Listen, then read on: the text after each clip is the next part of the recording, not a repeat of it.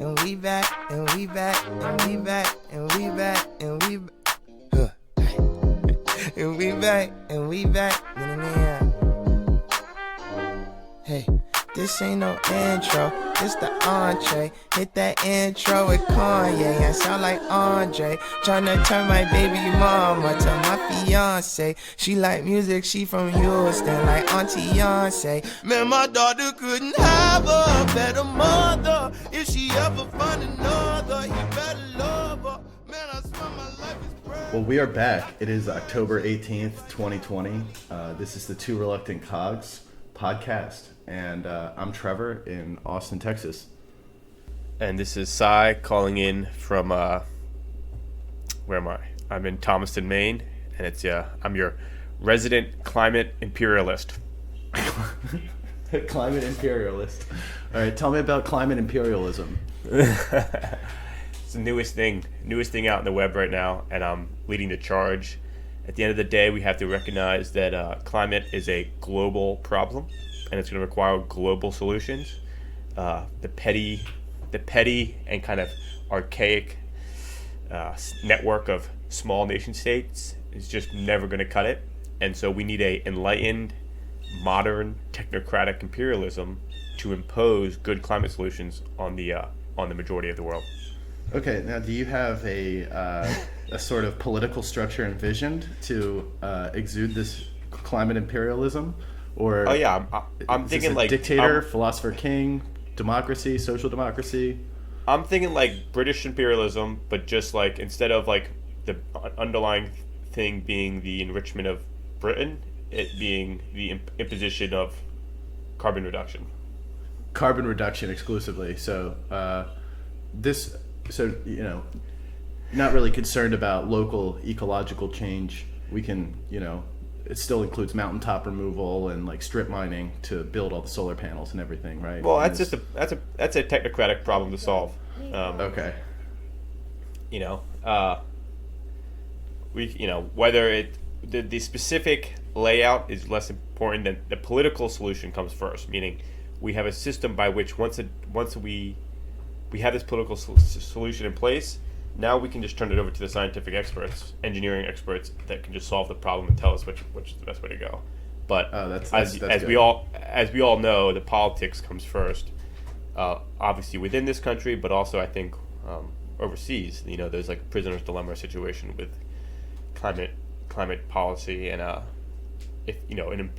imperial mechanism by which we grant significant autonomy at the local level, outside of the domain of our interests, which would be climate policy, I think would be the most effective way to like get the whole world, not just our local areas, under a move forward climate policy. Yeah, well, I'm excited to see you bring about this the imperial reign. Yep. And so I think that sort of segues nicely into what we're going to be talking about today, which is Orwell's Politics in the English Language, because I think really in order to affect a true global climate imperialist system, we will need a powerful language to support this this political movement. Well, I think as we get into this, you'll find that my shtick that I just ran through right there, without a doubt, would fall under the abuse of the English language category by Orwell. The way, it's like you can turn. I mean, the all-time most classic quote from that essay is, what is it? At the end, he says, political language is designed to make lies truthful and murder respectable. It's like, yeah, political language is designed to make empires seem completely fine because of other concerns. Don't believe your lying eyes. Yeah. So we'll get into that. We'll get into that in a moment. I think just a few administrative notes first, and then maybe we'll do a little roundup. So it's been, I think, 6 months since the last. Well, it's been a week since the last recording, but it's been 6 months since the last podcast. We've done 2 episode 12s that have, like Orwell's, language that he hates have been sort of consigned to the dustbin of history. These episodes, either through exclusively because of technical concerns, which again I don't think bodes well for your technocratic imperialist system. But well, at the very least, we will not be at the top of the pecking order, evidently. yeah. Far wiser people than us will be leading the charge. So I had 2 audio files that were just completely corrupted. The last one, the one from last week, was particularly comedic in that it seemed like I had a successful audio file on my end, and when I looked, I was like, oh, that was only a 30-minute podcast. And so I was like, no, dude, we just talked for 2 hours. And I was like, what? And so I looked at this Audacity file that's being recorded, and somehow in the middle of the podcast, my mic decided, you know what, let's just compress everything you're saying into 1/100th of the speed.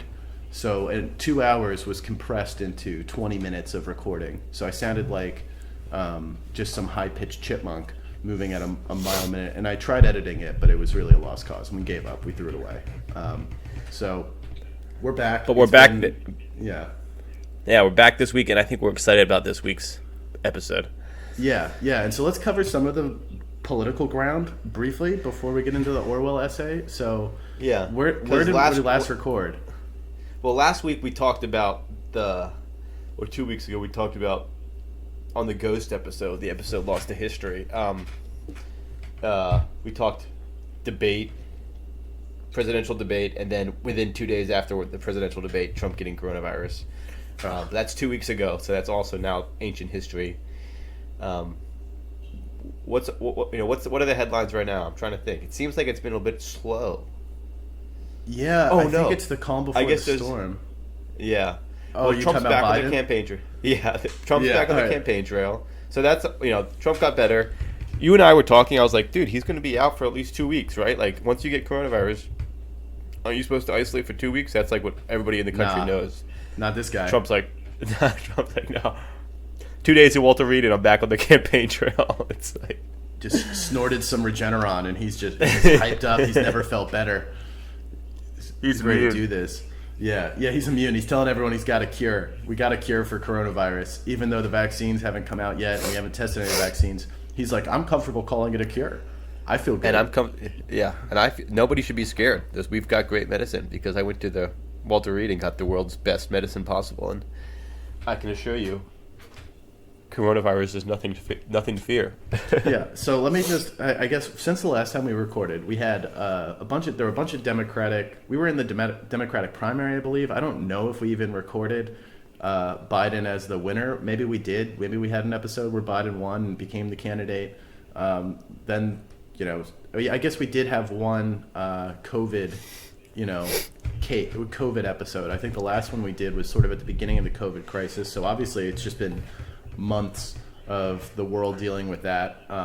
It seems like, I guess, on the COVID front, I'm not well read on this now, so I don't want to, speak out of turn here, but it does seem like the overall severity of someone contracting COVID, provided their comorbidities aren't insane, has gotten better. We've been able to, within the hospital system, been able to handle people with COVID and treat them and get them out of the hospital. But people are still dying. People are still getting sick. Only about 10% of the U.S. has gotten it so far. So we got 90% just waiting for the virus to come and take them. Unclear, if we are going to enact any policy to sort of reduce that. It does seem like the U.S. at least I can speak to, and certainly in Texas, people are sending it. People are cool. People have evaluated the risks, and they decided they're going out to restaurants, they're going out to bars, they're going to have a good time, and if they get sick, I'll see you in the hospital, send me a get well card. That seems to be the attitude down here. Well, I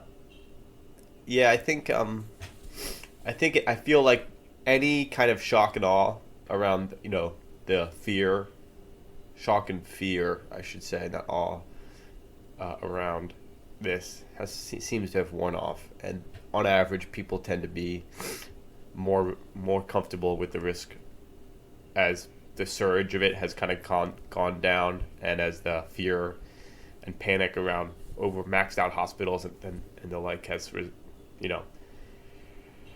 resided. For example, like back in March, New York City hospitals system was getting maxed out, and people were freaking out like this was going to come to everywhere. And then it turned out that was like a one time. It seemed to be a one-time phenomenon, for a series of reasons, which I don't think anybody really understands yet. Why it got so, the surge was so significant in New York City for that period, and then has since just fallen off like crazy. Now, partially probably because of all the measures, social distancing, masks, blah, blah, blah. Partially we know how to treat it better once people have it in the hospitals. Partially we know how to not spread the disease more effectively. Like in New York City, there was like a lot of transmission going from hospitals to elderly homes because people were moving out of hospitals into elderly homes without being tested, and it was chaos. That was the so infamous Cuomo decision, right? He was these people are these old people have it, but we've stabilized them. Send them back to the nursing home. Yeah, well, or something like that. I don't remember. I just know it's something that Trump's been tweeting about. I haven't followed. Yeah, I won't take too hard on him because in the heat of it, decisions.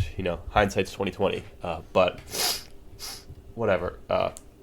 There's no moral high ground for anybody on this this debate. That's the key point.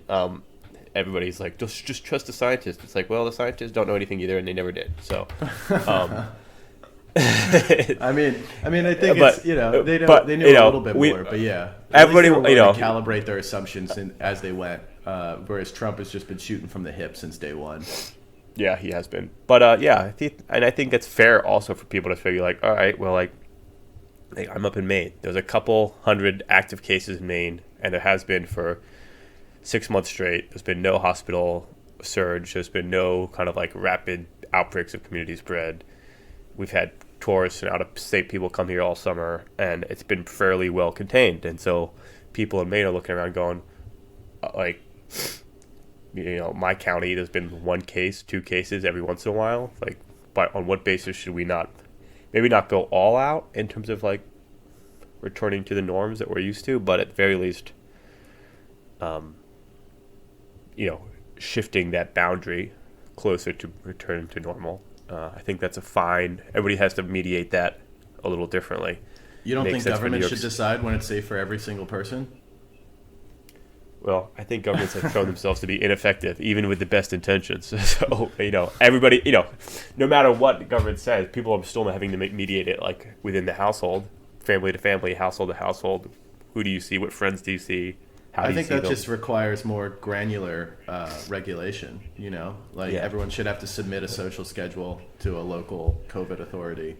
An app. Get it approved, notarized. Have an AI. You just have an app that solves all this stuff and decides based on your health statistics. Everybody has an Apple Watch that monitors your comorbidities, and your Apple Calendar that checks your schedule, and your social network that identifies all the people that you're interacting with, and can solve all this pretty quickly, and then just solve everything, really. Dude, you know what is one of the I know people have been talking about some of the rapid or the lasting change that's going to happen from the COVID period, but one of the funny things about it is that it does reveal a lot of useless processes and formalities that have existed in our political and I think corporate bureaucracies. Obviously the work from home is the big one, where I think people are like just not going to go back to the office, or certainly not as much as they used to. But on the government side, I had to do a hearing with the city of New York, because of breaking my foot on that Revel scooter. And I put in a claim with the city that was like, hey, you had a huge pothole. Not knowing like how this was going to play out, but I was like, hey, there was a huge pothole, and I wrecked my foot because of it. And they had a little portal where you could submit a claim and then blah blah blah. But I think the general process involves a lot of mailing back and forth of official forms. It involves sort of in-person hearings and everything. And I just got an email from New York. This was like maybe a month or 2 ago at this point, but they were like, hey, just call into this Zoom and just tell us that you think this stuff is correct, And so I called in. It was like 5 minutes, and I was like, yeah, this is me, and what I said is true. And they're like, okay, that's all we need.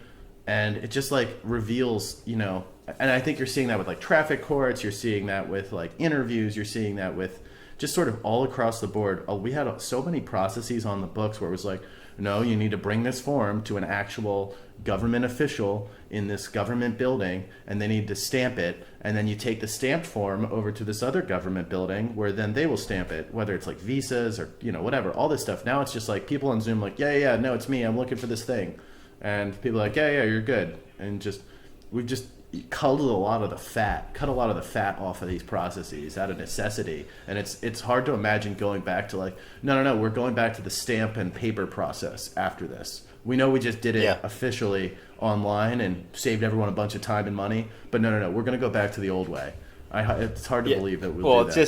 It's just like a big that's all just like inherited and going along with momentum, inertia, and there's no good reason to shift out of it. And now all of a sudden there's this national, global emergency. Well, that's a good enough reason to shift out of it. We need to adapt. And that, we could have always done that. We could have always adapted and adjusted things. Yeah. It just, there wasn't a good enough reason to like shock us out of the system, and now we do. And we'll settle into this, and then 20 years from now people will be like, well, why are we still doing these stupid Zoom calls? I could just X, Y, or Z. And it'll take another thing to get us, take another leap. Yeah. But that's government. That's, you could say bureaucratically, it seems like that's pretty standard bureaucratic decision making, and like that's just the way bureaucracies work. Yeah. That's just the natural rhythm of them.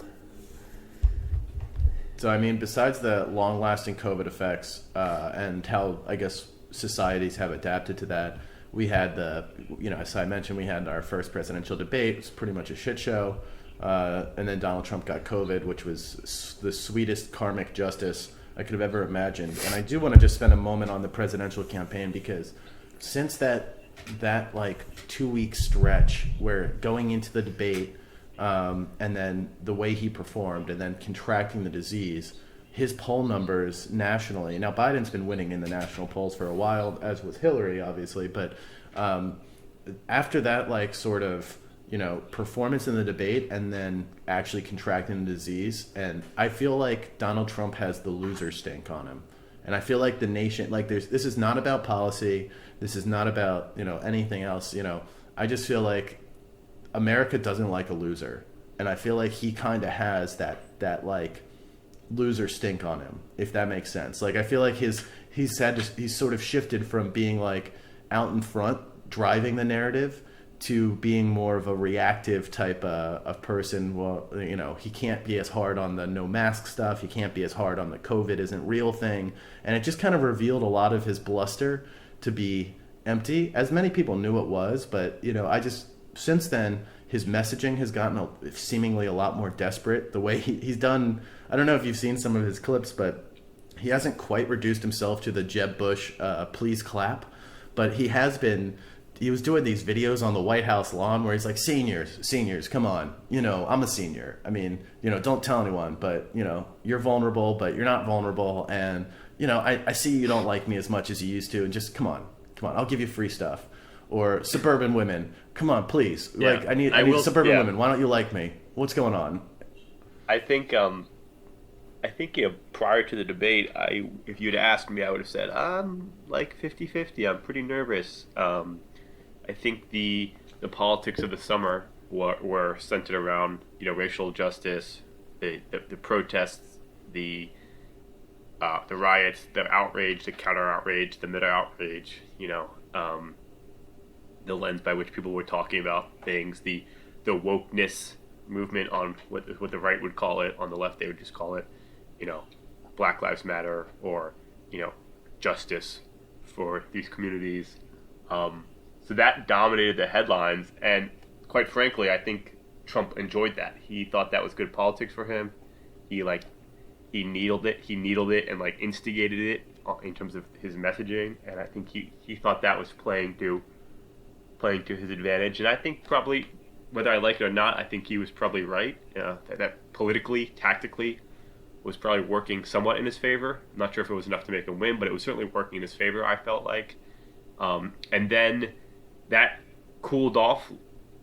That conversation has like cooled off to a certain degree, for better or for worse, you might argue. But nonetheless, it has. And we came into the debate, and Trump was kind of riding high. I felt like people were expecting Trump to kind of stunt on Biden, and he just came in way too hot. And way too hot. He came in. He showed himself to be as naive, as cynical and ridiculous, and just lacking in character in the way he conducting himself like a very juvenile behavior. So that was like the combined debate performance, like you said, the coronavirus, him getting it, and the cosmic and giving justice, it to everyone. Everyone in the White House like, getting it. Like you said, revealing incompetence, revealing like the hollowness of his kind of. So I think I'm not sure where he stands now, but I do think, or my personal perception is that it's shifted favorably in Biden's direction in the last 3 weeks. That's just the way I see it. I haven't looked at any polls. I don't know any data, but that's just my read of the situation. I think a lot of people, anybody who was on one side or the other, or was still like thinking about it, I think that did not help him. And I also think it just motivated the liberals and the left, and that the coalition that's voting for Biden, just to like double down and triple down in terms of their enthusiasm and in terms of their commitment and righteousness, and like they're motivated. They're even more motivated than they were before. They feel like they've got like you said, they smell blood in the water, and they're like they're trying to seal the deal here. So we'll see. I mean, it's October 18th. The election is in what? Couple weeks, yeah. 3 weeks. Basically 2 weeks. 2 weeks and a few days. So who knows what headlines will pop up between now and then? That could shift things. But the biggest headline that has come to the fore now is the Biden. There's it's like a rerun of 2016 right before the election. Some data gets leaked, and one side calls it disinformation and misinformation, and the other side calls it reporting to the election. Something to do. I haven't even read the articles because I just don't care, quite frankly. So take this for what it is, but something to do with Biden and his son, and blah blah blah. Giuliani's involved, of course. Somehow the Russians are involved, just because people will say the Russians are involved with everything at this point, and it seems to me like Putin's sponsoring this podcast. I feel like the whole country is just so immune to this whole domain of conversation across politics, across political lines. Like nobody cares about like Russian related information or scandal or just nobody cares. It's like that's all we've talked about for 4 years, and it's both sides have accused both sides of every possible crime and behavior and conduct, and everything that has possibly been leaked has been leaked. It's just like both sides are just so fed up with this that this doesn't move the needle. Like in 2016, a big leaking of things and Russians getting involved was it was brand new. Nobody had seen this before. This is spicy political. Yeah. Now it's just whatever. Yeah, what's next? It's like I can't imagine anybody thinks this is all is important enough to move the needle in any sort of decision making and any sort of turnout questions. The things that move election outcomes. I just can't imagine it changing anything. So it seems a little that's your big surprise. That's not much. So what's next? What's coming up next? And we'll see. I don't. It's 2 weeks. You never know. Of course, you never know. It's 2 weeks, and it'll be an interesting 2 weeks. I think what I'd like to ask you, Trevor, is 2 weeks aside, November 8th comes. Is it the 8th? The third. I think it's third. Third comes. What are your odds of where are you placing the odds of disputed election and or post-election violence? Whoa, yeah. So I feel like there's a lot of tension around this. Yeah. Yeah, my take right now is that it's going to be an absolute ass kicking in the election. I think Trump's going to just get smoked, and big blue wave. Big blue wave. Now, so what's I'm very interested in what happens next, because I think pause real quick.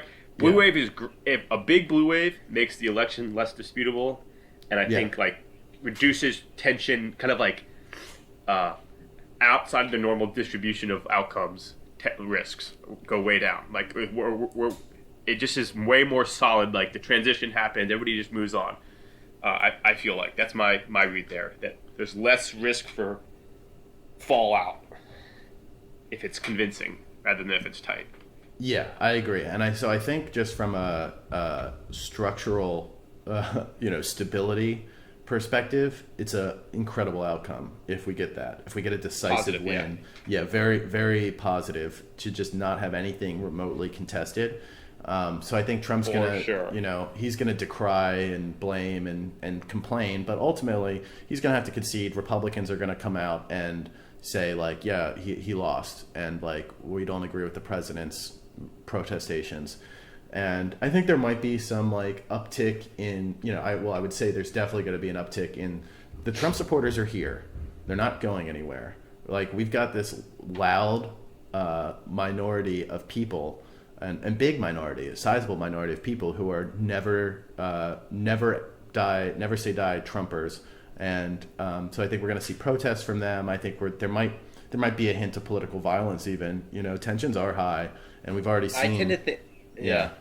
I feel like they just don't protest well. Like the left protests well, like gets bodies into the streets and organizes. Like yes, I don't think it's going to be protests. There are Trump protests, like you see them, but they just never get the mass, because they're like you never get the masses of people together in Trump protests that you do in like anti-Trump or left liberal cause protests. You just don't get the bodies that you would.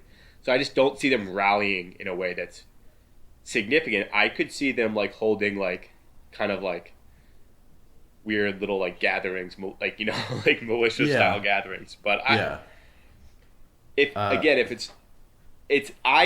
get more concerned if it's tight and if it's drawn out and they're counting mail-in ballots and there's states are doing recounts. Like that's where it starts to get sketchy for me, and I start to think that those like elements of the right-wing coalition might get ugly. Yeah, totally. And I think, we're probably going to be pretty safe for that. We might have another, I don't remember when those militia members took over that like Oregon State Park lodge. We might get something like that. It was pretty hilarious, giving each other COVID in some like bunker somewhere saying like, no, we still believe Trump's our president. We're not going to respect a Biden presidency. And, the local authorities will just like let it fizzle out. But I think I think immediately after the election we get, that's going to be interesting. Fascinated by what happens to Trump personally after this, whether these lawsuits and criminal cases against him actually bear fruit or whether those sort of wither out and the nation just kind of turns its eyes away from him and he goes back to just being some blustering Twitter personality. Does he start a media network and start rallying these people, and that's how he spends the rest of his dying years, is just taking money from the people he pulled into his influence to support some media network? Does he become part of Fox News or something ridiculous? Or I think he hates Fox News now. I think he's OAN, and I think maybe even buys OAN or takes some good ownership stake there. He's Chris Wallace and everyone, and he's seeing. The other thing is Fox News is going to have to go through a transition away from the Trumpist rhetoric. Fox News, it's money, and they got to read the political tea leaves. So they're gonna go back to like wherever McConnell is and wherever the remaining political Republicans are. So so aside from like that Trump, if he gets I'll just say one point. There's also the risk that there's also the scenario in which Trump wins. That's like, I can't even imagine the world in 4 years. I really don't know where we are as a nation after. But I do think the political violence is the political tension will be intense if that outcome happens. It'll be brutal. There will be significant protests in the cities. There'll be significant. It's going to be. There was massive protests in 2016 when he won. Not protests, but just like rallies and stuff. Big marches and stuff, and it's going to be like that times 2 if he wins again this year. So it's going to be ugly, and we'll see what happens there. Yeah, God forbid. That's gonna that might even be worse than a contested election, because a contested election, you're looking at like a short, well, depending on how it shakes out. Honestly, if it's a contested election and then and Contested election is not good. Ever. no, yeah, you're right. Never mind. That's probably going to be worse. But if it's that's worst case scenario. No, we can't have that. We can't have that. Yeah. If Trump wins, it's just going to be like, oh my God, here we go. It's like I really don't want that. I just can't imagine 4 more years of this dude. It's just like I cannot do. It seems unfathomable, but of course it's like it's a 50-50 chance right now. Yeah, maybe it's 60-40 Biden, but like it's best, not 90-10.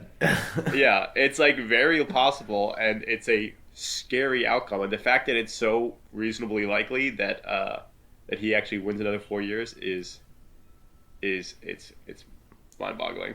Even if it is 90-10, I mean, if you've ever played poker and waited for that last heart to complete your flush on the river, like, you can hit that. That's like a 10% chance is a real chance. And we all know that Hillary Clinton had 99% chance of winning in 2016, and how that went.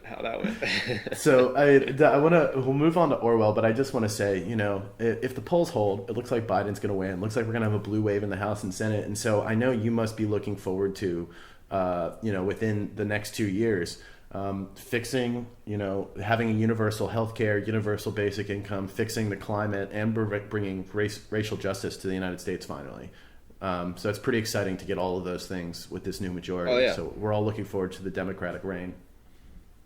Oh yeah, and I'm sure there will be assuming the Democrats have control of these various bodies like they very well may do. There's absolutely no reason the Democrats won't bring peace and justice and goodness to the world like they've always said they will. So I'm actually looking forward to that. Yeah, for sure. And I'm also, think? But I'm being sarcastic there, obviously. Me too. But of course, it'll be a shit show. It'll be disaster. Blah blah blah. And of course, the Republicans will take back the Senate and the House. Within 4 years, maybe at most. It's just the way opposition politics goes. What I'm interested in is how where the Republican Party goes in that situation. How does it reform? Where does the messaging go? Where do the politics go? Who becomes the leadership? Who becomes the nominee? Mitt Romney. I think this is Mitt Romney's moment, dude. I've been watching. He's been really positioning himself as like the moral authority for the Republican Party in a really helpful way. I feel bad for the Democrats in 2024 when they have to run Kamala Buttigieg against Haley Romney. You're gonna have a bad time, Kamala Buttigieg 2024 versus Haley Romney 2024. You don't think Beto's gonna sneak in there? You don't think we're gonna have President Beto skateboarding into the White House? I think he's gonna fade into the dustbin. Hola, y'all. I mean, yeah, I without a doubt I think that's gonna be the one. Should Biden win, whatever the Democrats do, it's gonna be whatever shit show. Guess what? It's still Nancy Pelosi leading the show in the House, and just Chuck Schumer in the Senate. Like, have fun with those two bozos. So you tell me. Let me give you the three top Democratic issues, and you tell me which one is least likely. Just think about this. Sorry, I just have to. It's going to be Joe Biden in the White House, Chuck Schumer in the Senate, and Nancy Pelosi in the House. Those are the 3 top Democratic officials. The Holy Triumvirate. Yeah, that's like the exactly, and that's that's our savior. Those 3 boneheads. Oh my God, give me a break. But nonetheless, I'm still rooting for that. Here I am. Actually, I'm not. I'm hoping that Joe Biden takes the House, takes the presidency. Democrats keep the House, and Republicans keep the Senate. That's my best case scenario. Yeah. But just because I love deadlock, but Dude, see, oh man, we need to do a whole thing on our structural issues, but we can do that. I would love if we had a functional legislature, and totally, and the deadlock is honestly harder than almost any other or I would like to talk about why has our legislative branch become a piece of shit, quite frankly, or why has it become so ineffective and so deadlocked and so and so seemingly incapable of fulfilling the basic functions of the job, or just negotiating the tensions. Of course, they can't do anything except pass budgets. And defense bills, of course, there's big chunks of the country that disagree on issues, but let's just like solve like incremental problems, like, you know, and solve like where we agree, like pass stuff there, and like, you know, like seems like there's just a way less legislation being passed in general. Like just nothing's happening. Nothing happens. Nothing happens. It's just like we pass like 1 year spending bills and 1 year defense appropriations bills, and that's like all the legislature branch does at this point. And everyone shoves all of their policies into these bills, and that's what gets held up. Is like because it's like so, rather than doing maybe. it anyway. Yeah. Anyway, maybe we can go into that. That I would maybe that's another podcast episode. Yeah, that definitely is. But before we move to Orwell, so let me give you. I want to hear your take. So comprehensive energy and infrastructure bill that addresses climate change in a meaningful way as option one. A sort of Green New Deal. Maybe not the quote Green New, but like a Green Deal of some sort. Green infrastructure deal. Yeah. Okay. So I'm going to give you that. I'm going to give you universal health care where we fix some variety. Yeah, we fix the medical. We fix the the health insurance medical industry, all the issues that plague this country. It's okay. Well, never in a million years will that happen. Go to any other country, they're still bitching and complaining about their healthcare system. It's just maybe marginally less. Okay, less all right. shitty. So then, just comprehensive universal healthcare. Sure. Yeah, of some variety. Yep. Okay. Of some variety, yeah. And then number three is going to be obviously a comprehensive, racial justice bill of some sort that addresses the systemic criminal justice, and then that's also not happening. Give me rank those for me. What is I would be shocked if they don't pass some sort of racial justice bill, but I would suspect it's going to be largely toothless and symbolic because I don't think the Democratic leadership or the Democratic Party as a whole has really thought about this rigorously and has you don't think so? I think it's mostly just like they're just like drafting off of like honest to God emotion at the local and individual level, which is real, and drafting off it and converting it into political gains, and don't really actually know what they've or understand the what's actually what would be required to actually translate that into like concrete political objectives and bills and whatever. So I'm shocked you don't think Nancy Pelosi has a plan for racial justice. Yeah, I mean, I think Biden like means well, but like it's like, what are they going to do? Pass a reparations bill? Like that's fine if that's what you want to do, but that's like a extremely complicated process, and I think unlikely to be worth their political capital. I think they will go after healthcare first and foremost. I think some people want it to be climate change, but I feel like they recognize healthcare as like their bread and butter, and I wouldn't be I think they have to go there first. I wouldn't be surprised if they pass a climate bill of some sort. I think they ought to. I think it'll probably be way less ambitious than the kind of Green New Deal that was proposed, and that's probably a good thing. But I think if they actually do sweep the things, I would expect some movement on all three of those. I'd say healthcare first, Green New Deal second, and a superficial, symbolic, racial justice, police reform bill would get through. You think we get an Indigenous Peoples Day? No, I don't really think. I mean, sure. I mean, I don't know. It's good, great. I would actually I think it'd be sweet. I've been talking to my dad, who's obviously conservative. I'm like, listen, Dad, how about this? I wonder if they make this deal. Voting Day, move Indigenous Peoples Day, name it Indigenous Peoples Day, and move it to Election Day. So that Election Day, November 3rd, moving forward, every year is a national holiday. Everybody gets it off. So it's not a new holiday. We've shifted Indigenous to the Election Day. So that's good. And also in exchange, voting IDs are made. You're allowed to do voting IDs.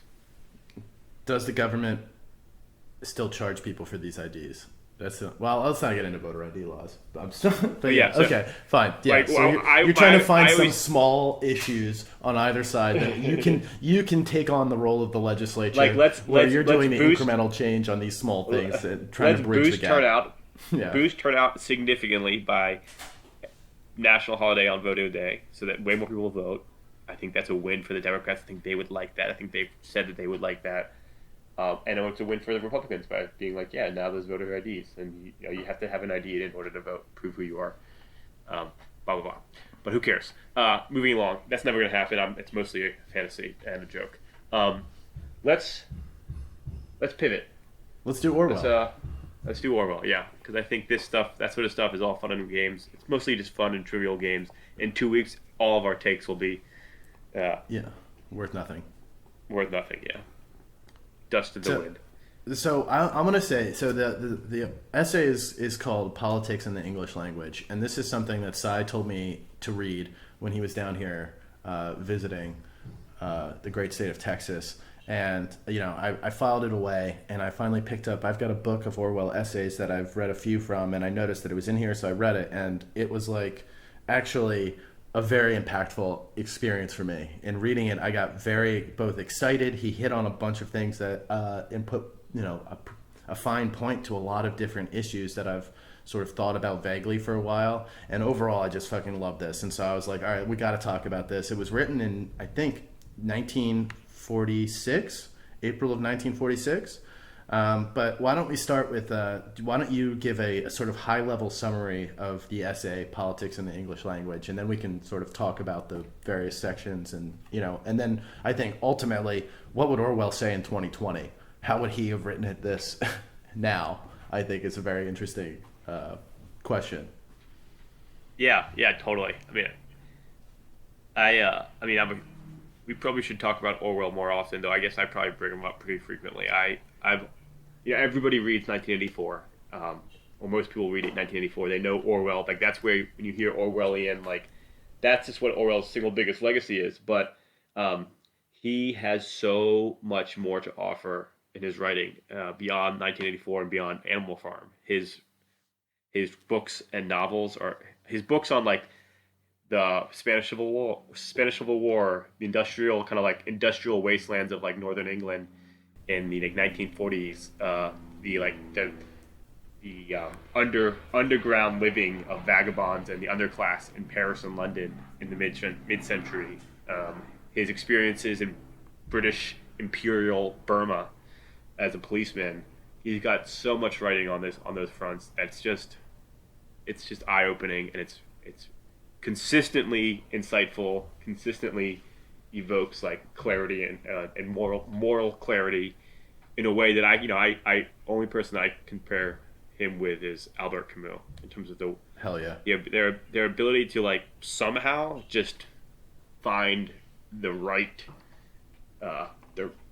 be on the right side of issues consistently and to speak with clarity and moral with significant moral and literary clarity. So it's he not only is he clear on what is right and wrong, but also is able to articulate it in ways that makes it clear to the reader consistently. And that's a really interesting way to say it, because that's what this essay is all about. Yeah, and so this is probably his most famous essay. Outside of the books he's written, of all of his essays, this is probably his most famous essay. That line that I quoted earlier comes at the end of the essay, and I'll just say it again because it is so good. Political language is designed to make lies sound truthful and murder respectable, and to give an appearance of solidity to pure wind.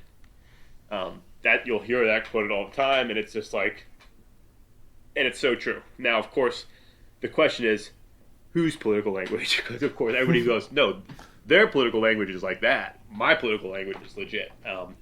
And of course, that's never true. But so I'll just start at the top a little bit and kind of work through the structure. I think it's interesting because it's this mix of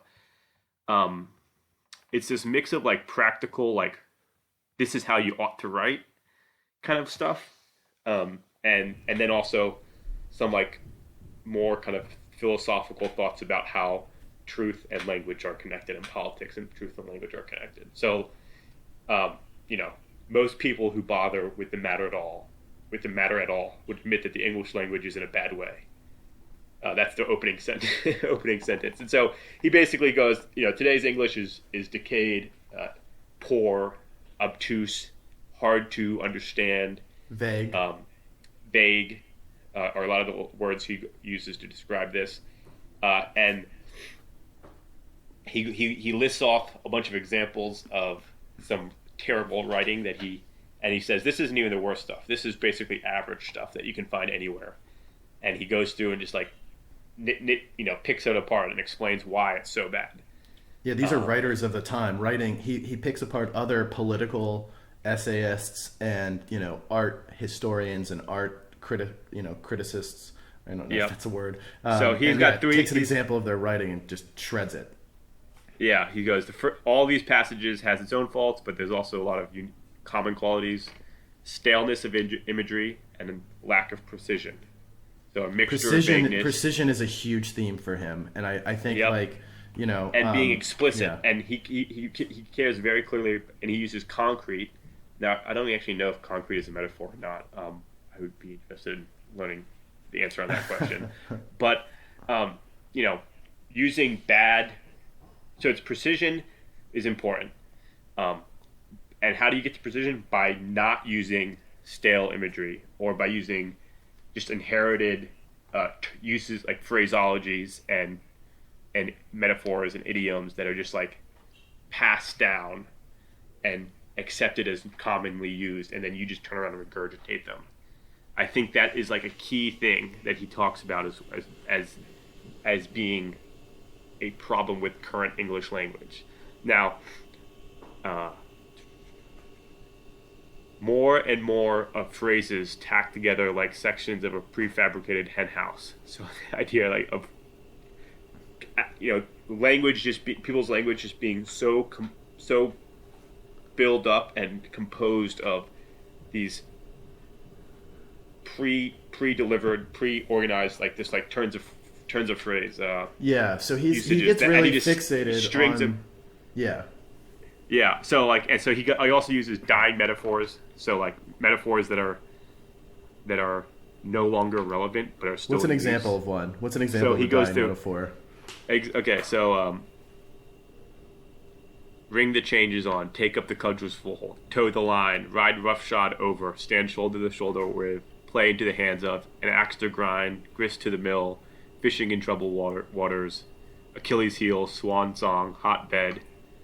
Many of these are used without knowledge of their meaning, and incompatible metaphors are frequently mixed, which is a sure sign that the writer is not interested in what he is saying. Yeah. So this is like, I just want to spend a moment on the metaphors and on stringing together these empty phrases, because the metaphors are, first of all, it's hilarious because who doesn't use today the word, oh, that's his Achilles heel.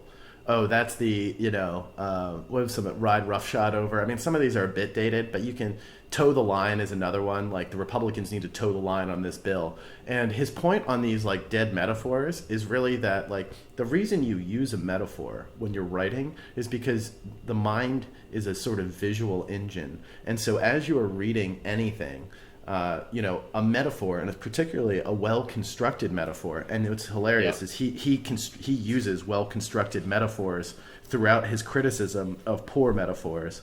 But a well-constructed metaphor actually like creates a visual image in your mind that makes the point a little bit more clear. And I'm trying to. There was one he used. It's great. There's one at the end. I'll see if I can find it. He goes. It's something about the ink from a cuttlefish. Let me see if I can find it. 1 second. Okay, here we go. When there's a gap between one's real and one's declared aims, one turns, as it were, instinctively to long words and exhausted idioms, like cuttlefish squirting out ink.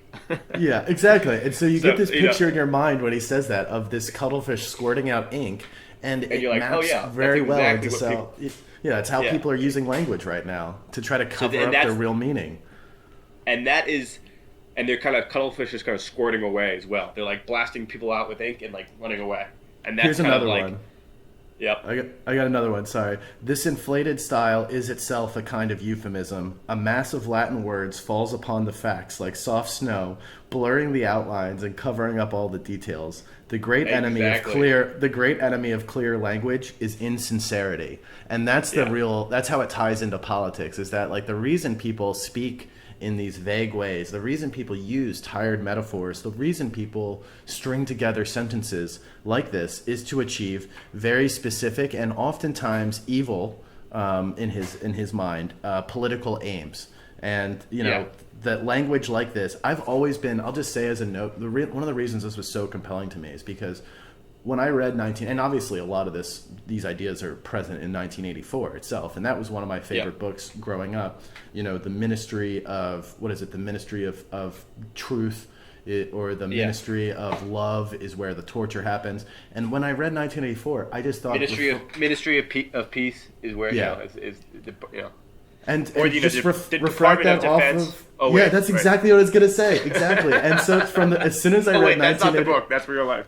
yeah, as soon as I read 1984, I was like, oh my God, we have a literal Department of Defense that launches offensive, you know, foreign policy, essentially. That is the arm of our military where we drop the bombs from our Department of Defense. We have a Department of Justice whose chief responsibility is putting people in cages.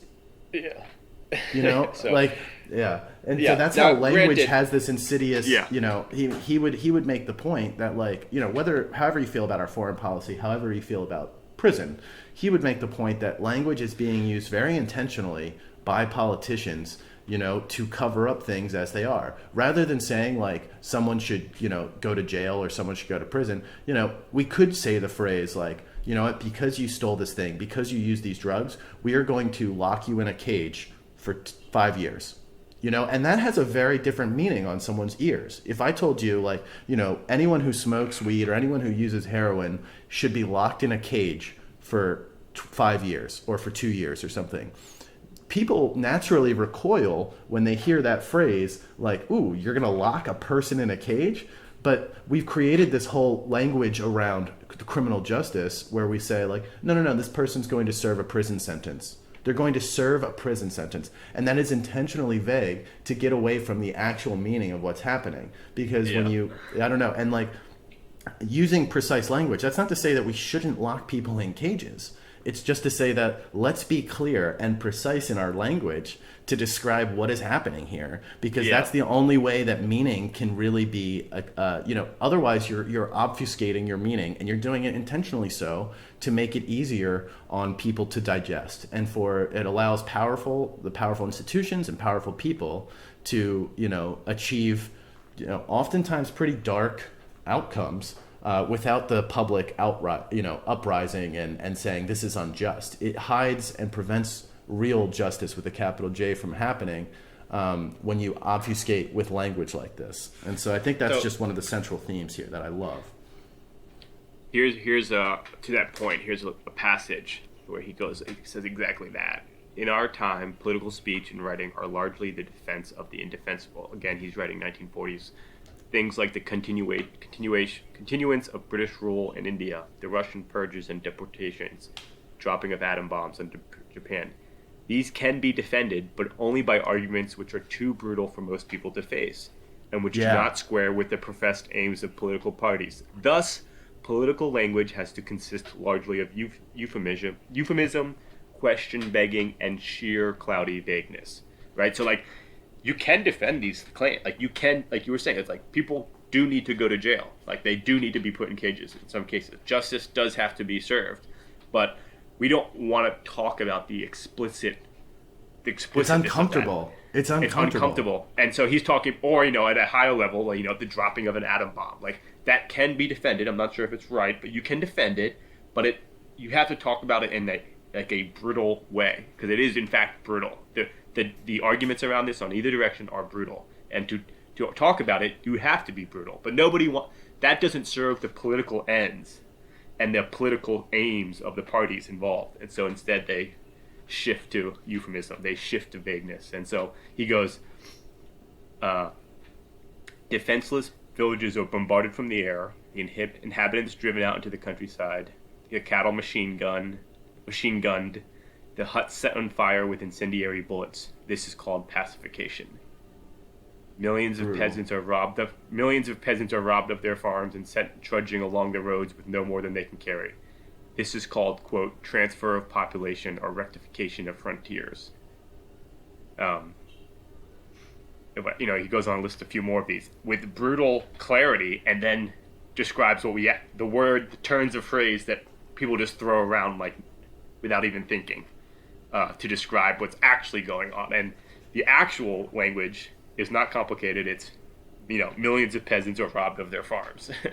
Yeah, and I think like he talks about again, this is 1940s, so he's reacting to obviously World War II. He's reacting to the rise of the Soviet state, and I think what's interesting is he comes at like some of these sort of communist sympathizers that are present within Europe and like sort of leftist politics within Europe who would tacitly sort of approve of the Soviet regime based on, again, political ideology. So it's like, I have a political ideology. I believe socialism or communism is like, fundamentally going to lead to a better utopian sort of, whatever, political economy for the people of Europe. And so I want to justify some of the actions I'm seeing of the Soviet Empire, right? And Orwell, I think references right below the section you read, he kind of like comes up with a quote that you can imagine any sort of leftist academic saying, which is saying, to justify the actual methods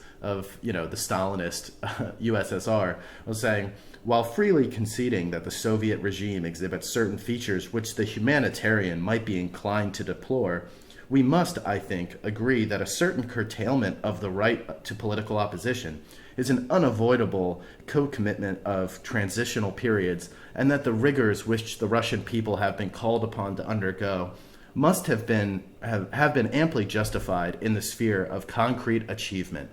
And that's how that's such a great quote. I mean, it's made up, but he makes that up. But it's he makes that up, but that's like how people write. That's how you'll hear neocons writing about imperialist wars. Says, you'll hear He says, "I believe in killing off your opponents when you can get good results by doing so." That's what you ought to say. That's the truth of what it's being said. That's the truth of what's happening. Yeah. I believe. Yeah, and it's just like that's the good English. The top that sentence is good English. The constructed example is bad English. And well, we must admit that the methods might be less than might be a hint distasteful. It's like by method you mean killing political opposition. That's what you're saying. Well, that's the meaning that's being hidden. And what's fascinating is so he goes through it. I mean, there's one thing I'd just like to say briefly is like I always, whenever I write now, after reading this, whenever I write, this essay is in the back of your mind. Not because I'm like not on a political ideology level, just like how to write well. This is like has to be one of the best passages of best writing guides in the world.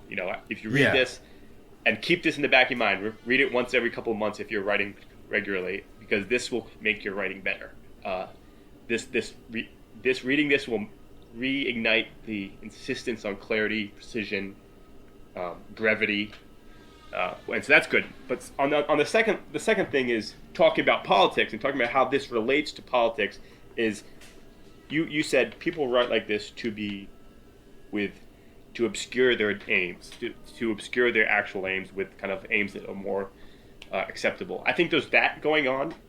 He says that, but there's also this kind of like without even thinking, right? In which like so.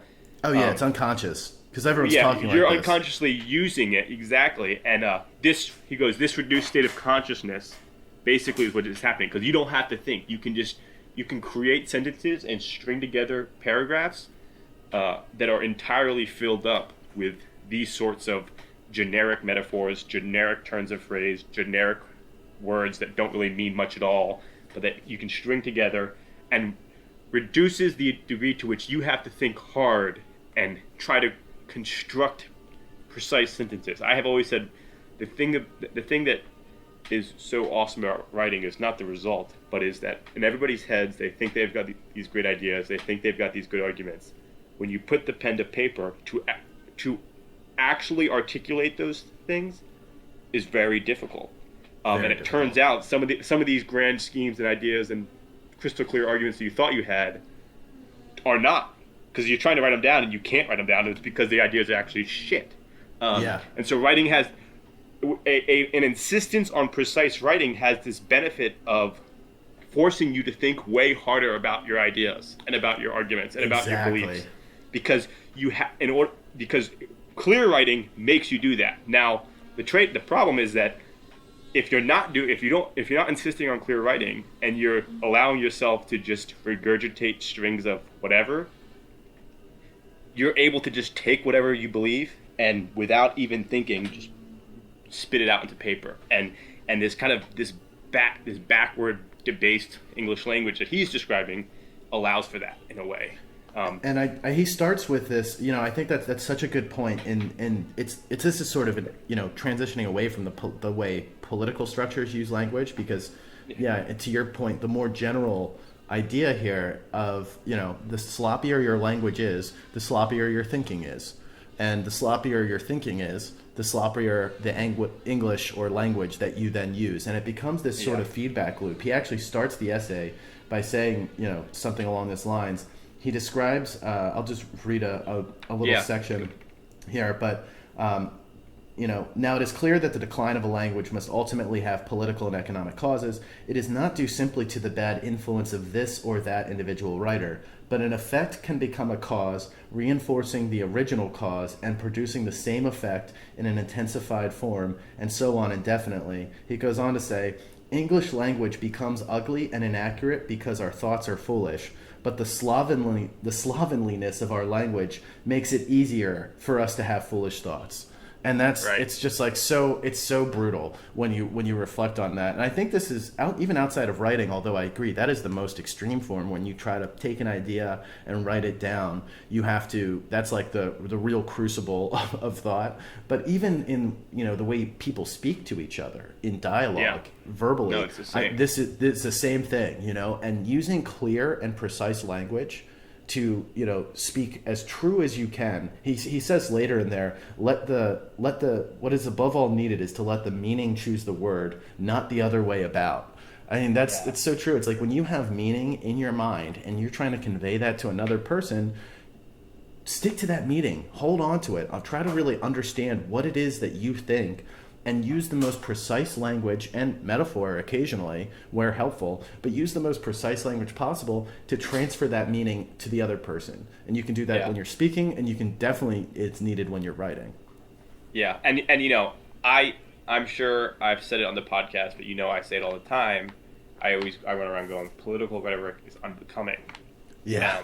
And I don't know if I got that from here. I must have. I must have constructed that from reading this language, this essay years ago. But this idea that I've had, which is that people regurgitating. Rereading this has made it clear exactly what I'm thinking of, which is regurgitating phrases and constructions and series of ways of talking about things, and just because they've heard it in essays, or they've heard it on TV shows, or they've heard it from newscasters, or arguments, just like entire arguments that they're just like used to hearing on their preferred source, and then when you're talking to them, they just they hear it, regurgitate it to you, and they haven't done the thinking required to really think about what their meaning is. They're letting the meaning flow based on this word that they know is good from their source. I like person X on the news. They say this phrase. I'm going to take that, spit it out, and whatever the meaning is irrelevant. And so that's what I always have meant when I say political rhetoric is unbecoming. It's unbecoming to go into conversations and just say things that you've heard other people say. Phrases, strung together. Yeah, phrases. And stale, lingo. Lingo. Yeah, and all of that. And it's right. I think writing is it makes you think harder. But if you in a conversation, now of course, Orwell does a good job of admitting this. He says, "I've probably broken all these rules in this essay." That's no it's one's hard perfect. to do. Yeah, it's hard to do, but you have to consciously think about it and try your best to be precise and try your best to do this. And in this conversation, we're probably doing it. We are so it's so embedded in our day to day that it's hard to separate ourselves from it. And I think which is an interesting place to take this conversation, which is it's amazing to me that he's writing this in 1946 because it's like this applies perfectly to language today. Dude, so I just want to maybe the only thing that's different is that it's whereas he was able to see that it hasn't always been like this. 1946, he's like, hey, it didn't used to be this bad. I think this is the only language I know, and this is all the writing I've ever read that's contemporary is like this. Yeah, largely. And I just want to say a few things on refracting this essay through the present. The first thing that I was thinking of when I was reading this was the Iraq War and the, terrorists hate us for our freedom. Like sentences like that. The New York Times articles justifying the Iraq War, the way that the Defense Department talked about, what was it, preemptive strikes, stuff like that. It's like, oh yeah, we're gonna bomb these people without provocation, something like, it's like the way language was used in the build up to the Iraq War and in the aftermath of September 11th was, and maybe even extending it further, the Patriot Act and the way the way the government talks about the wide scale surveillance of its people, listening to everyone's conversations, all the way that's described is one. I want to put that in a bucket as like one particular area where this essay is just like rings so true. That's sort of like Bush era. But then also, obviously thinking about like the Twitter era, thinking about like the current movement on the left even, and those sort of like raw emotional rhetoric you're hearing from, as you called it, like the woke movement, of 2020, thinking about language and how language is being used now I would say that the left actually, in some ways is maybe more true to this in that there is some sort of, well, I don't know. No, I would push back. It's pure emotional. It's very different than what he's talking about here. He's talking about the sort of like official, vague, euphemism-based approach to like concealing meaning. And now we've almost created this new way to conceal meaning behind raw emotion, and raw subjective experience. And subjective experience. Yeah. And so I would be really lots fascinated. Of lingo around that. Yeah, lingo around that. But it's all about emotion and like trying to drive and persuade and create like political change by leveraging just the emotion of the subjective experience. And I would love to hear Orwell's response to. I would love to see Orwell on Twitter. Is I guess my Well, the thing is, I think he would be horrified. Obviously, he'd be horrified, and not to say that it's not on the right. I think the right has its own things, but on the language front, on contemporary language front, maybe it's because I don't read as much on the right as I do on the left. I'm not as exposed to it. Maybe, I don't know.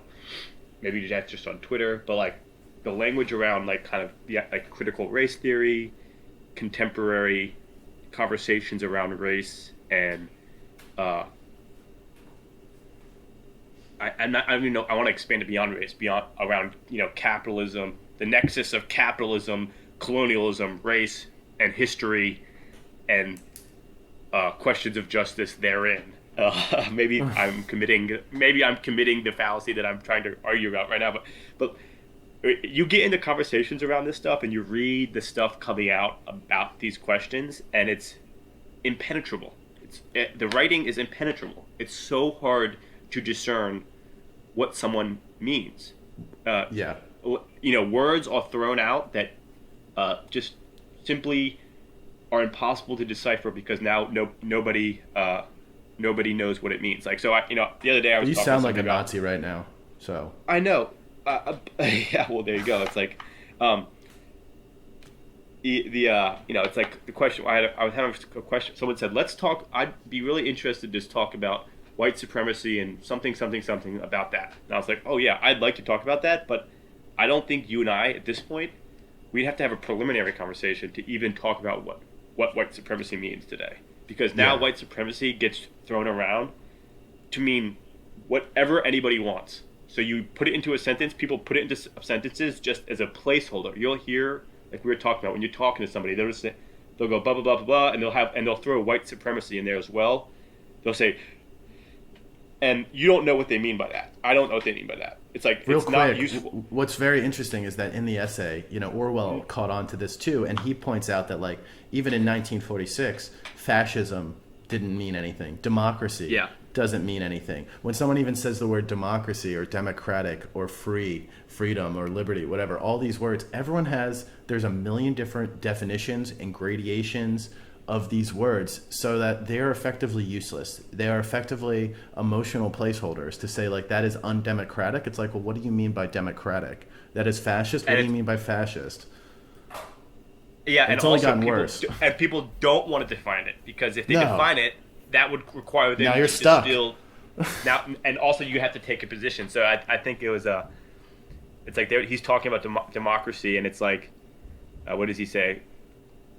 It's almost universally felt that when we call a country democratic, we are praising it. Consequently, the defenders of every kind of regime claim that it is democracy, and Same thing with fear fascist. and fear that we might have to stop using the word if we tied it down to any one meaning, right? Like if democracy meant one thing, then like you couldn't call it the Democratic Republic of Congo, and like all these like various like uses of democratic, and that's just like this like outrageous level. But it North goes Korea is down democratic. as yeah, exactly. So those are like outrageous outliers, but it's the same mechanism where like like I said today, the question of like white supremacy is a word that is like this, where you Or even racist. exactly, racism or racist. Nobody wants to define it because if they define it, then someone cannot be that. Or you can make the argument that you're not racist or that you're not a white supremacist or that this is not part of white supremacy or this isn't part of racism. But insofar as it exists in this amorphous, it means whatever I want, and I just throw it into sentences that together mean whatever I want. And the only point of this sentence is for me at the end to be able to say, if you disagree with this sentence, you're wrong. You're a racist. Not to say, this is me being, maybe I'm getting into like reactionary liberalism or whatever that exists today. But Well, I don't think you're saying that racism isn't real. I'm- You're not saying white supremacy isn't real. You're just saying that the Yeah, no, way it's like- that rhetoric and it's- dialogue is occurring there's right no- now is imprecise, They do- intentionally so. And I think that's coming out of the quarter of the left. Now, I'm not saying there's not this going on other places, but right now in America, coming out of this summer in particular, where conversations around race were first and foremost, it's been so hard to have conversations on this front explicitly. And to me, it seems like there's this contingent of the left today I think it's left. I don't even want to use the word liberals because I don't think anybody describes themselves liberal that actually thinks this, but there's this contingent where it's like they don't want you, the writers and the elites who use this language, don't want to talk about it, don't want to talk about it, don't want to be precise, don't want to be clear, and then the people that read that stuff and go home and go to wherever their local politics are happening, regurgitate this stuff, and nobody can argue with them because nobody knows what anything means anymore, and it's disturbing, and it's problematic because it's like you can't have conversations. We're gonna have to mediate these tensions and like solve problems, but you can't solve problems if you can't agree on language. And right now it's like been very difficult. I do think there's some pushback happening from the liberal left, but that's a quite different question. But I mean, it's so relevant today, so relevant today. I think. This is just a minor example. I'm not sure if it's exactly what's going on, but it's a pretty good example of just language being abused, which is ACB. Amy Coney Barrett is has been nominated for the Supreme Court. She's been doing the hearings where all the senators ask her questions and she defends herself as an interrogator. Blah blah blah. Same deal. We don't have to talk about that necessarily, but at one point, one of the Democratic senators was asking her, and Amy Coney Barrett, in her response, said something like "blah blah blah," regardless of their sexual preference. Use that construction, regardless of their sexual preference or independent, whatever. Said something sexual preference, and went on as a way to kind of describe sexuality, the category of sexuality. And within minutes, hours, days, there's a whole stream of tweets and articles and essays and hot takes and condemnations about her use of sexual preference as wrong and as kind of bad. It's like it'd be like using Oriental to describe Asian people. Like Yeah. You're using the wrong word. It's unthoughtful and it's cruel and it's mean and it reflects that you're kind of not a racist but a homophobic or whatever. And it's like everybody, and then meanwhile everybody else is looking around going like, wait, I thought everybody used sexual preference, and like literally somebody went and screenshotted like Webster.com, and like 3 days before or a week before this hearing, sexual preference was listed as like the description of it was like just like very neutral. And then Webster.com, Webster Dictionary, the Webster Dictionary company, that day after the hearing and after the ensuing outrage, and prior to the counter outrage, changed their definition to mean and to make it say that it was derogatory, that it's a derogatory usage.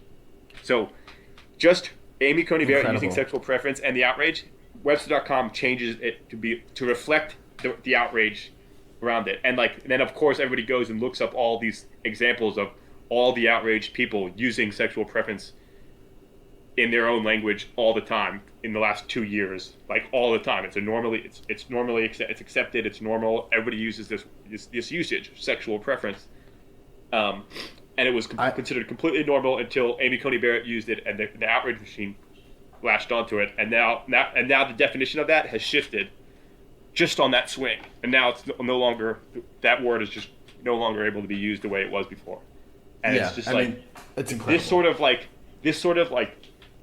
This swings around what language means, and this the rapidly changing definitions of words that you're not able to get fixed, and therefore you're not able to have a conversation because what do I use in place of that now?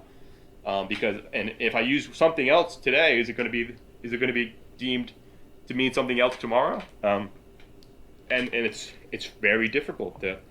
Now, in a way, I want to just say I agree. That's an incredible example, and wow. It's an incredible crystallizing example, and sexual preference. I believe they were condemning it by saying to say sexual preference implies that you think homosexuality or is a choice, right? And which fair enough argument. I mean, is it? Fair enough. I mean, because I don't know.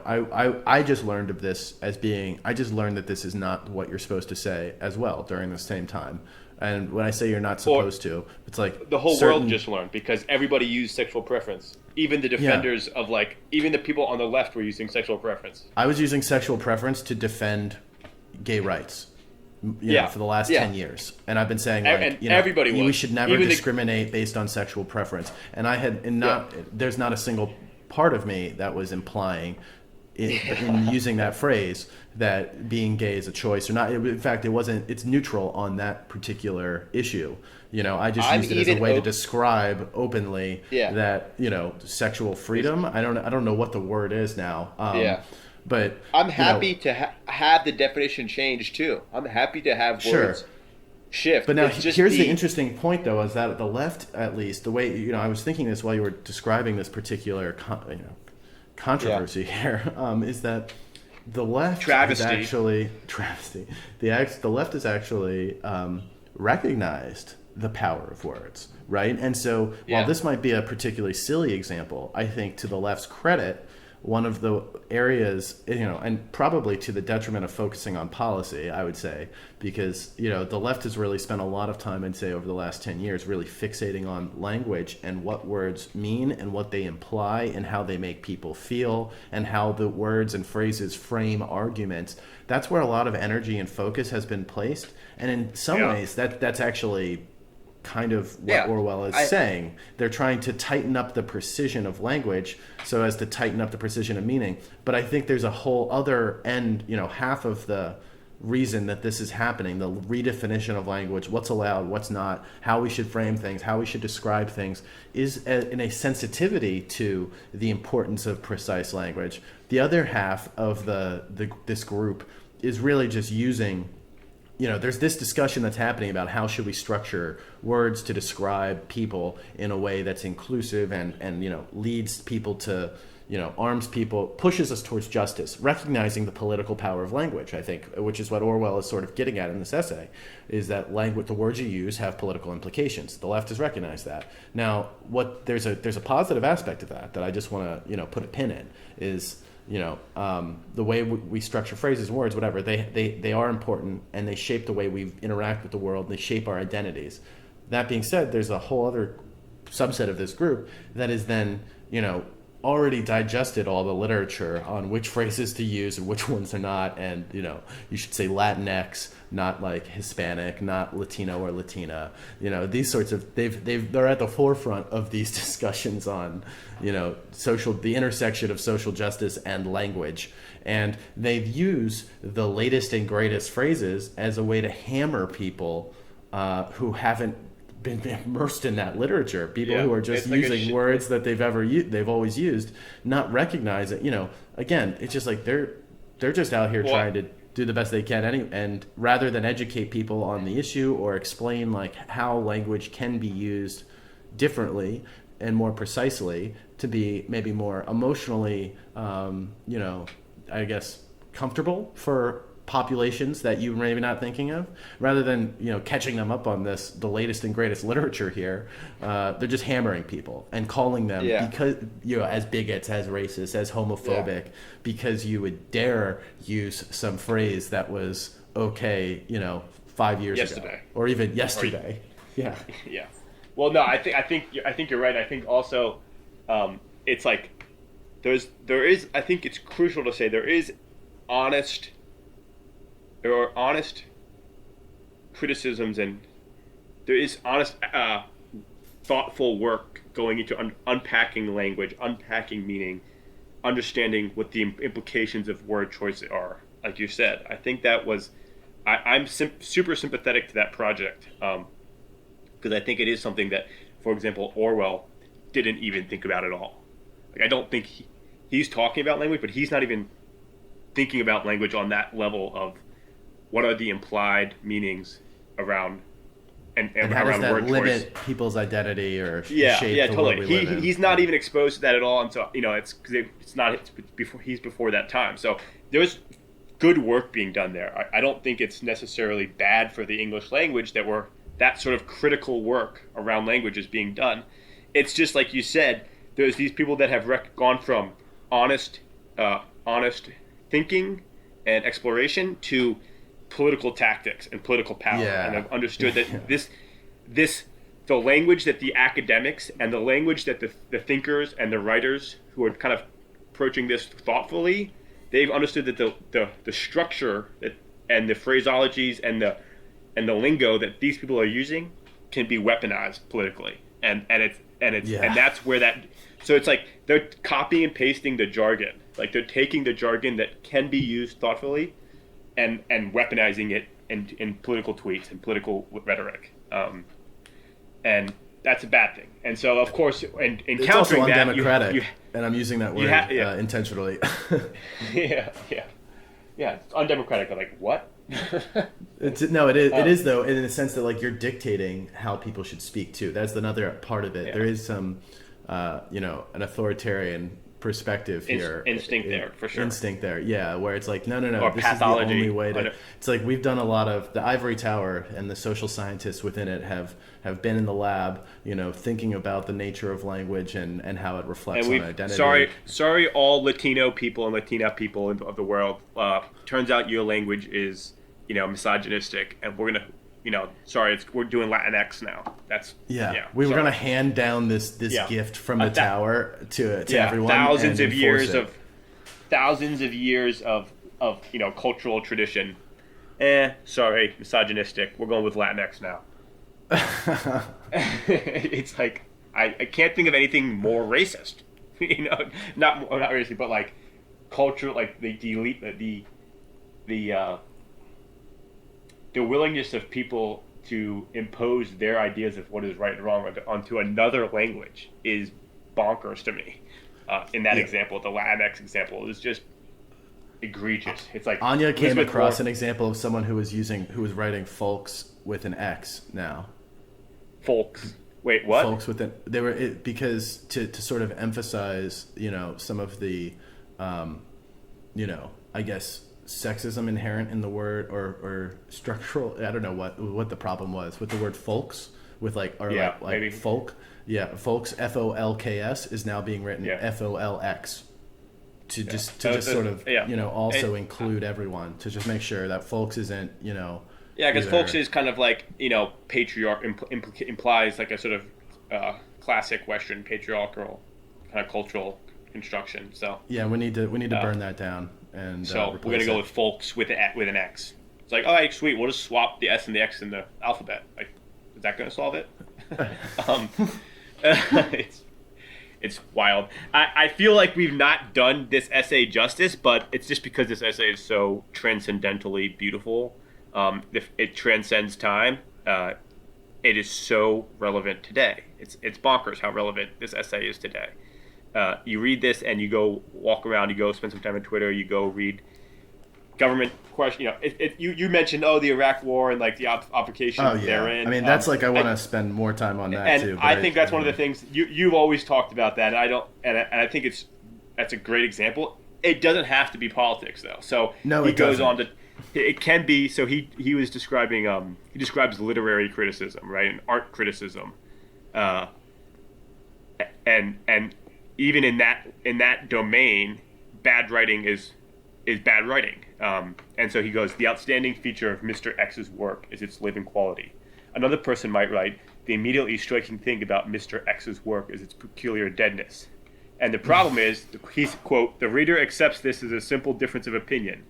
If words like black and white were used, the jargon words dead and living it'd be clear that they were wrong. So it's just like, people write like this, not just on politics, not just as like government agencies trying to just distract the populace and deceive the populace. It's on any domain. People write poorly and with vagueness and with imprecision. Sometimes without thinking about it. And I think there's like that unconscious thing going on, which so it doesn't have to be like with this evil intent. And then sometimes I think very explicitly I think sometimes it very much is explicit, like you said. Like they know what they're doing, and they know the way that they're deploying language, and they're doing it because they believe that it's justified based on their politics. I think there's a great word of this. There's a great point of this, which I think to connect it back to why does language matter for politics, is that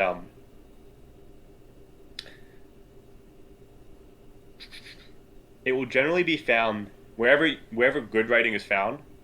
It will be found that writer is some kind of rebel, expressing his private opinions and not a party line. Orthodoxy of whatever color seems to demand a lifeless, imitative style, right? So, if orthodoxy, whatever the domain, whatever your politics, orthodoxy, leftist orthodoxy, anywhere you go, you're gonna find bad writing defending orthodoxies. Good writing is like inherently rebellious. Is inherently problematic to the powers that be because it pierces through the vague generalities that they've constructed to like advance their cause. And so it doesn't have to be politics. It could be like within the domain of like film criticism or within sports writing. Clear writing is just so constantly hard to find that when it does show up, that person is like instantly like stands out like a beacon and as a problem and as an opposition figure. Yeah, and I think although it doesn't have to be writing in the political sphere, I think he does make an interesting point also that sort of like all of this language inherently is political because everything fundamentally, even sports writing, is political. And so I guess we're trying to wrap it true up these here. days. Yeah, but I'm gonna just I'll read this one. My last quote that I think I love from this was just, and then if you have anything else you want to wrap up with. But in our age, there is no such thing as keeping out of politics. All issues are political issues, and politics itself is a mass of lies, evasions, folly, hatred, and schizophrenia. When the general atmosphere is bad, language must suffer. And I think that's just, I don't know, pretty 40, what was that, 80 years ago he wrote that? Yeah. Incredible. And right, it's just, and it's so true today. So yeah, if you have a quote you want to send us home with, we could sign off, but... They will construct your sentences for you, even think your thoughts for you, to a certain extent. And they will perform the important service of partially concealing your meaning even from yourself. It is this point that the special connection between politics and the debasement of language becomes clear. And I think Amen. so, that's the connection between good language and good politics and poisonous politics and debased language, is that you obscure meaning with bad English. Even from yourself. Even from yourself? Yeah, exactly. Yeah. And so I encourage everyone to read this essay and to, be precise out there. Sharpen your words. It's just inspiring. It's inspiring whether you're a writer. If you're a writer, then you have to read this. I think it ought to be required reading. If you're just a thinker, even an amateur thinker like your two hosts here, this inspires me to think clearer, to speak clearer, and not clearly we have a long way to go, but I think it's inspiring to say, okay, like to arm yourself with Orwell's thoughts here and to like try to take that with you wherever you go. Yeah, definitely. And so, we'll leave you with that. That's hopefully, I'll be able to actually edit this one and put it together and get it out there. But I just checked my Audacity. I think we're good. Okay, I think we're good too. I got an hour and 30, so I think we did it. I just passed it. Yeah, I just passed an hour and 30. Yeah, cool. Awesome. All right. Well, so we'll see you next time. Might be a week from now, or it might be 6 months, but we'll keep you guessing. All right. In front of the screen, we stared at the light, and we listened to our big brother each night. Behind the eyes, we feel ourselves shrink and slowly forget how it feels to think. Ignorance is my bliss. Don't want to fall out of this. Freedom is slavery. My mind